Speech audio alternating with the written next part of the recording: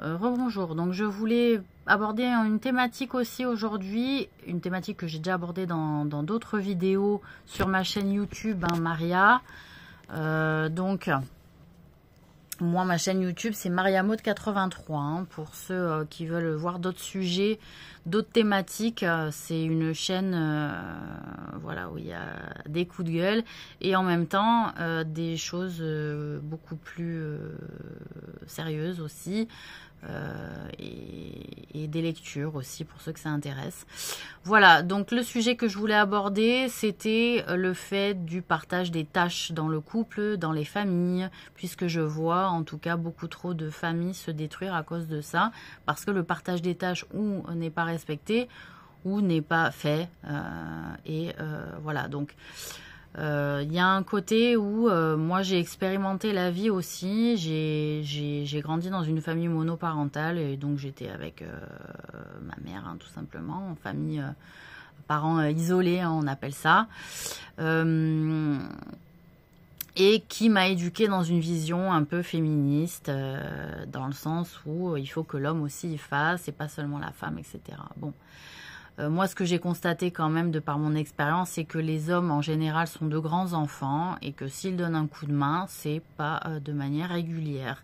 Donc, il faut pas forcément s'attendre à de la régularité de la part des hommes, ou alors ils vont nous demander aussi beaucoup de choses en retour pour leur effort fait. Alors que nous, on peut faire énormément d'efforts sans demander non plus des masses et des masses de choses en retour, à part ce qui est basique, hein, dans une relation de couple. Bon, voilà. Donc moi ce que j'ai constaté, c'est quand même quelque chose où les hommes sont de grands enfants et ils ont besoin d'être entretenus par la femme à la maison. Il est rassurant pour un homme que les choses soient faites, que ce soit la cuisine, le ménage, l'entretien du linge, et aussi trouver des solutions rapides à leurs problèmes qu'ils n'arrivent pas à solutionner simplement. Moi, j'ai envie de dire, est-ce que voilà, vous vous positionnez, parce que je pense qu'il faut être au clair avec la manière dont on se positionne dans son couple, est-ce que cela dérange la femme d'être dans cette action-là, dans cette activité à plein temps pour faire ça, ou est-ce que vraiment il est important pour le profil, en tout cas de votre couple féminin, que le partage des tâches soit effectivement fait, sinon elle ne se sentira pas respectée dans son intégrité et de manière équitable, dans son droit de pouvoir aussi se reposer, dans son droit de pouvoir passer la main sur des choses de manière fluide à son compagnon, son mari, voilà, son concubin. Donc, je pense qu'il faut se positionner clairement, parce que de là arriver à des disputes innommables et de dire, ben voilà, moi je me situe plus dans une vision un peu féministe où j'ai besoin que l'homme me seconde sur la moitié des choses, me seconde sur le tiers des choses, mais que vraiment ça soit le tiers à fond, ou je me satisfais du de temps en temps quand je lui demande parce que franchement il y a une fatigue, ou parce que j'en ai besoin de voir aussi qu'il prend le relais quand je lui demande, parce qu'à un moment donné je fais des efforts, ça me demande un effort constant de m'occuper de manière quotidienne et endurante de la maison, de la vaisselle, de la nourriture, etc. Donc j'ai besoin de voir aussi qu'il me seconde si je suis tout simplement fatiguée nerveusement ou physiquement, hein. On n'a pas besoin d'être handicapé pour que le mari prenne le relais. On peut aussi être fatigué nerveusement, psychologiquement, parce que cela demande beaucoup d'endurance. Donc, je pense qu'il faut vraiment clarifier ça dans la tête. Voilà, vous vous posez dans votre couple, vous dites, voilà, toi, t'es quel profil? Féministe, à 50%, 30%, pas du tout. T'aimes bien le couple un peu macho, où c'est la femme qui gère l'intérieur et l'homme qui fait l'extérieur, et puis ça se joue comme ça. Moi, de ce que j'ai analysé, c'est que globalement, les hommes ont un profil de manière naturelle macho, et ils aiment beaucoup la femme qui fait les choses de A à Z à la maison, qui va demander de temps en temps peut-être quelque chose, mais de temps en temps. Donc ça, c'est ce que j'ai constaté. Par contre, j'ai aussi constaté des hommes qui étaient capables de prendre le relais à moitié, à 50%, etc.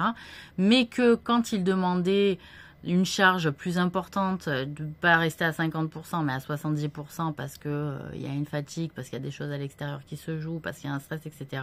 Ils étaient aussi confrontés à des profils féminins qui disaient « Attends, non, on change rien, tu joues ton rôle de A à Z, c'est 50-50, est-ce que moi je te demande de faire plus quand je suis fatiguée? Non, donc toi t'as pas à me demander de faire plus quand tu es fatiguée. » C'est un discours, excusez-moi, dur d'entendre ça. Parce que ça veut dire qu'on est en couple mais qu'on ne peut pas se soulager quand la personne elle est fatiguée. Ça veut dire que la personne elle est dure avec elle-même. Elle va pas se demander de l'aide alors qu'elle est fatiguée. Est-ce que moi je te demande de l'aide quand je suis fatiguée? Non, pour respecter le 50-50. Alors toi tu me demandes pas de l'aide quand tu es fatiguée pour respecter le 50-50. C'est-à-dire que la personne elle est tellement figée sur le 50-50 qu'il n'y aura aucune autre alternative possible de soulagement de l'autre partenaire. Et là, ça fait un peu grincer des dents. Parce qu'à un moment donné, on dit, attends, il est où le romantisme? Il est où l'amour là-dedans? Elle est où la tendresse? C'est-à-dire, c'est un partenariat de partage de tâches, quoi. Il n'y a pas de romantisme, il n'y a pas d'amour, il n'y a pas de tendresse. On ne la ressent pas quand on se prend ça dans la figure. Donc, j'invite vraiment les gens à réévaluer leur profil et assumer la part féministe qu'elles ont les femmes. Et peut-être aussi vérifier si elles sont bien d'accord avec ce type de profil-là, s'il n'y a pas une influence forte extérieure, que ce soit par une image de figure un peu familiale forte, par la grand-mère, par la tante, par la cousine, qui induit, par la meilleure amie, par la mère, et même parfois aussi par un parent masculin, un oncle, un père qui dit « moi ma fille elle fera pas ci, moi ma fille elle fera pas ça, moi ma nièce c'est impossible ». Bon voilà, je veux dire à un moment donné, regardez un peu les figures qui vous entourent au niveau familial et voir l'influence et la suggestion que cela induit chez vous et du coup qui influence votre couple et le bonheur de votre couple. Hein. Donc voilà, hein, je voulais vraiment faire un petit touche de rappel par rapport à ça. Comme je vous ai dit, j'ai fait des vidéos un peu plus longues sur le sujet sur ma chaîne. Je vous y invite. Hein. Voilà, Mariamode 83. Et c'est tout. Voilà, mais c'est juste pour le plaisir parce que je n'ai pas de chaîne rémunérée. Hein, voilà, je ne me suis pas inscrite à la rémunération YouTube. Donc, c'est vraiment juste pour les bons conseils et pour le plaisir. Voilà, je vous souhaite une très bonne journée.